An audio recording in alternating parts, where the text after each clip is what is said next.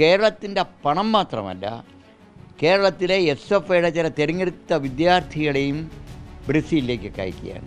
അനുഭാവിയായ ഒരു പ്രൊഫസറെ നിയമിക്കുന്നു. ഈ അധ്യാപകൻ 2020 CPMകാർ 58 പേരെ ബാക്ക് ഡോറിലൂടെ പ്രൊഫസർമാരായും അസിസ്റ്റൻറ്റ് പ്രൊഫസർമാരും നിയമിച്ചതിലുള്ള ഒരാളാണ്. ഒരേ ഒരു കോൺഗ്രസ്സുകാരനാണ്.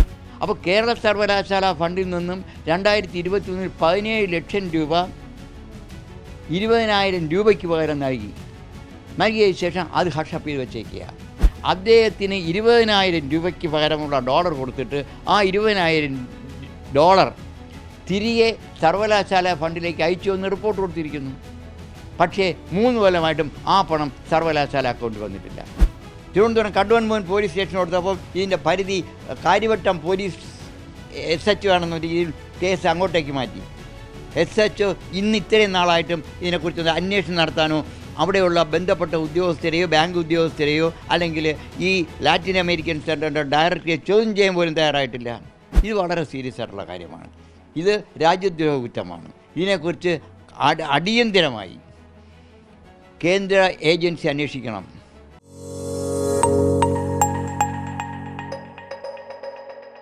നമസ്കാരം. കേരള സർവകലാശാലയുടെ മറവിൽ വലിയ രീതിയിലുള്ള ഡോളർ തട്ടിപ്പ് നടക്കുന്നു എന്നുള്ള നിർണായക റിപ്പോർട്ടാണ് ഇപ്പോൾ പുറത്ത് വരുന്നത്. ഈയൊരു വിഷയത്തിൽ ഇപ്പോൾ മറുനാടനോട് പ്രതികരിക്കുകയാണ് സേവ് യൂണിവേഴ്സിറ്റി ക്യാമ്പയിൻ കമ്മിറ്റിയുടെ ചെയർമാനായ ശ്രീ RS ശശികുമാർ. നമ്മുടെ ധനമന്ത്രി ബാലഗോപാൽ കേരള സർവകലാശാലയിലൂടെ വിദേശ രാജ്യങ്ങളിലേക്ക് നമ്മുടെ ഖജനാവിലെ പണം ചോർത്തിക്കൊണ്ടു പോകുന്നു എന്നുള്ള ഞെട്ടിപ്പിക്കുന്ന വിവരങ്ങളാണ് ഇപ്പോൾ പുറത്തു വന്നിരിക്കുന്നത്. കേരള സർവകലാശാലയുടെ ചില CPM സിൻഡിക്കേറ്റ് അംഗങ്ങളാണ് അതിന് ഒത്താശ ചെയ്യുന്നത്.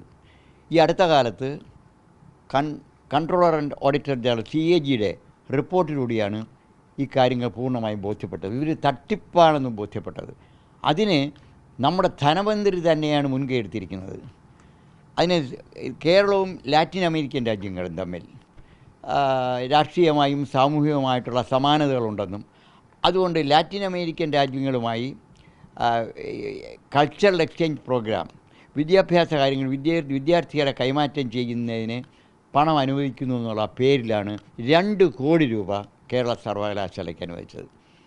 അപ്പോൾ സർവകലാശാലകൾ തമ്മിൽ എഗ്രിമെൻറ്റ് വയ്ക്കുമ്പോഴേക്കും അവിടെ കേന്ദ്ര സർക്കാരിൻ്റെ ഇടപെടലൊന്നും ഉണ്ടാവില്ല. അവിടെ വിദ്യാർത്ഥികൾക്ക് പോകുന്നതിന് വിസ ഉൾപ്പെടെയുള്ള കിട്ടുന്നതിന് യാതൊരു ബുദ്ധിമുട്ടുണ്ടാവില്ല. അങ്ങനെ കേരളത്തിൻ്റെ പണം മാത്രമല്ല, കേരളത്തിലെ SFIയുടെ ചില തിരഞ്ഞെടുത്ത വിദ്യാർത്ഥികളെയും ബ്രസീലിലേക്ക് അയക്കുകയാണ്. ഇത് അടുത്ത കാലത്താണ് കണ്ടെത്തിയത്.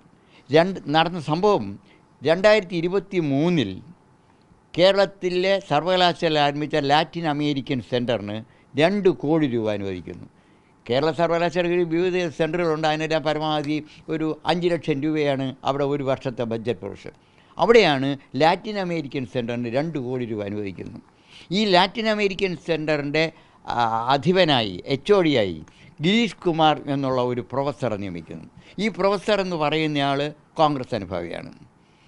അപ്പോൾ കോൺഗ്രസ് അനുഭാവിയായ ഒരു പ്രൊഫസറെ നിയമിക്കുന്നു. ഈ അധ്യാപകൻ 2020 CPMകാർ 58 പേരെ ബാക്ക് ഡോറിലൂടെ പ്രൊഫസർമാരായും അസിസ്റ്റൻറ്റ് പ്രൊഫസർമാരും നിയമിച്ചതിലുള്ള ഒരാളാണ്. ഒരേ ഒരു കോൺഗ്രസ്സുകാരനാണ്. മറ്റുള്ളവരെല്ലാം നിയമിച്ചത് നമ്മുടെ PK ബിജുവിൻ്റെ ഭാര്യ ഉൾപ്പെടെയുള്ള CPMൻ്റെ അനുഭാവികളെയും അതോടൊപ്പം തന്നെ സാമ്പത്തിക ആനുകൂല്യങ്ങൾ പറ്റിക്കൊണ്ടും പല അധ്യാപകരെ നിയമിച്ച ഇന്ന് അതെല്ലാം കേസിലാണ്. ആ കൂട്ടത്തിലുള്ള ഒരേ ഒരു കോൺഗ്രസ്സുകാരനാണ് അദ്ദേഹത്തെ തന്നെ ലാറ്റിൻ അമേരിക്കൻ സെൻറ്ററിൻ്റെ ഡയറക്ടറാക്കുകയും അദ്ദേഹത്തെ പല ആവർത്തി ബ്രസീൽ ഉൾപ്പെടെ രാജ്യങ്ങളിലേക്ക് അയക്കുകയും ചെയ്തു. അപ്പോൾ ധാരാളം വിദ്യാർത്ഥികളെ ലാറ്റിൻ അമേരിക്കൻ രാജ്യങ്ങളിലേക്ക് അയക്കുന്നതായിട്ട് ക്യാമ്പസിലുള്ള മറ്റ് ഗവേഷക വിദ്യാർത്ഥികൾ പരാതിപ്പെടുന്നുണ്ടായിരുന്നു. പക്ഷേ ഈ അടുത്ത കാലത്ത് ബ്രസീലിലുള്ള ഒരു ജേർണലിസ്റ്റ് അദ്ദേഹം ഓൺലൈനിൽ ഒരു സെമിനാർ സംഘടിപ്പിച്ചു. ഓൺലൈൻ സെമിനാർ സംഘടിപ്പിക്കുന്നതിന് 20,000 രൂപയാണ് സർവകലാശാല പ്രതിഫലമായി നൽകുന്നത്.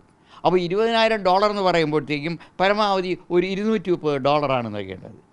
അതിന് പകരം ഈ ലാറ്റിൻ അമേരിക്കൻ സെൻറ്ററിൻ്റെ ഡയറക്ടർ $20,000 നൽകി. $20,000 എന്ന് പറഞ്ഞാൽ ഏകദേശം 17 ലക്ഷം രൂപയാണ്. അപ്പോൾ കേരള സർവകലാശാല ഫണ്ടിൽ നിന്നും 2021 17 ലക്ഷം രൂപ 20,000 രൂപയ്ക്ക് പകരം നൽകിയതിന് ശേഷം അത് ഹഷപ്പ് ചെയ്ത് വെച്ചേക്കുക.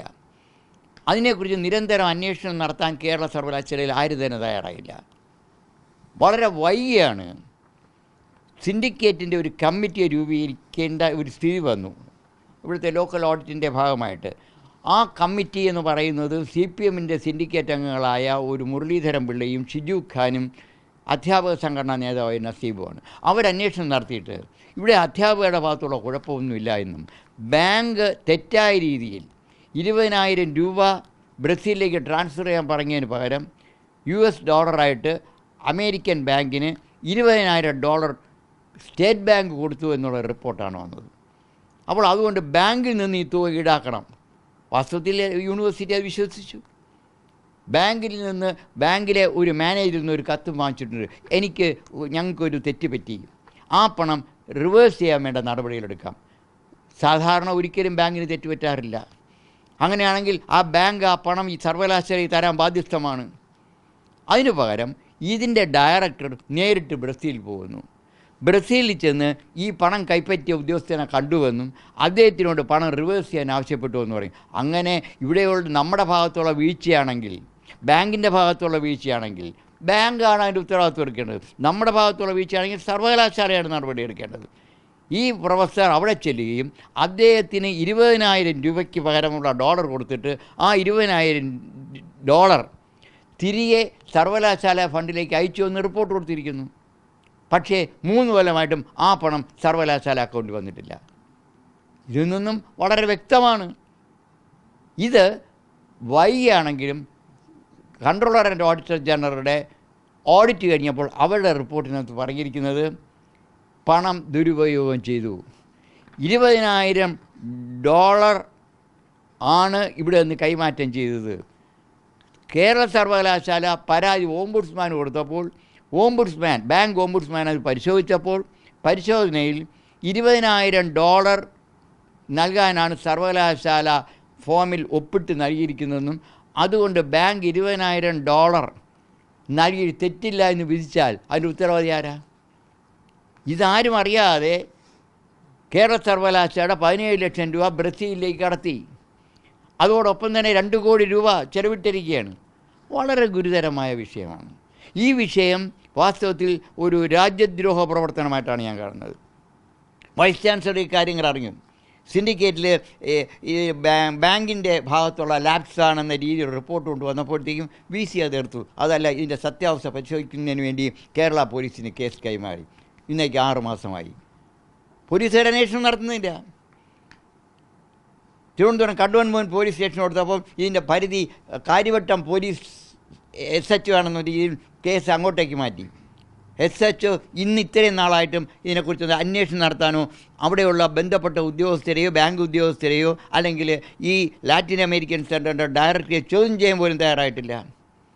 അതേസമയം ഒരു PhD സംസ്കൃത വിഷയത്തിൽ സംസ്കൃതം അറിയാത്ത ഒരാളിന് PhD നൽകി എന്നുള്ളതിൻ്റെ പേരിൽ, നൽകുന്നതിനെ വിസമ്മതിച്ചു എന്നുള്ളതിൻ്റെ പേരിൽ സംസ്കൃത വിഭാഗത്തിൻ്റെ പ്രൊഫസറായിരുന്ന വിജയകുമാരി പട്ടികജാതി പീഡനം നടത്തിയെന്ന രീതിയിൽ അടുത്ത ദിവസം അവരെ വീട്ടിൽ ചെന്ന് അറസ്റ്റ് ചെയ്യാൻ തയ്യാറായവരാണ് കാര്യമെടുത്ത പോലീസ്.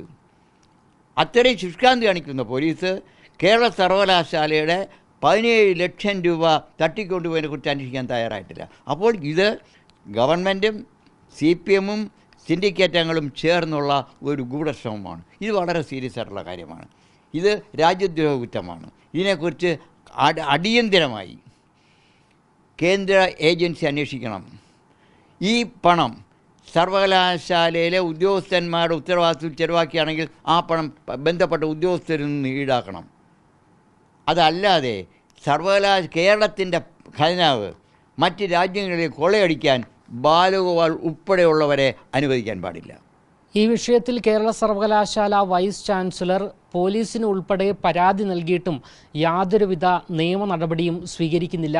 ഈയൊരു സാഹചര്യത്തിൽ കേന്ദ്ര അന്വേഷണ ഏജൻസി ഈയൊരു വിഷയത്തിൽ അന്വേഷണം നടത്തണം എന്നുള്ള ആവശ്യമാണ് സേവ് യൂണിവേഴ്സിറ്റി ക്യാമ്പയിൻ കമ്മിറ്റി സ്വീകരിച്ചിരിക്കുന്നത്.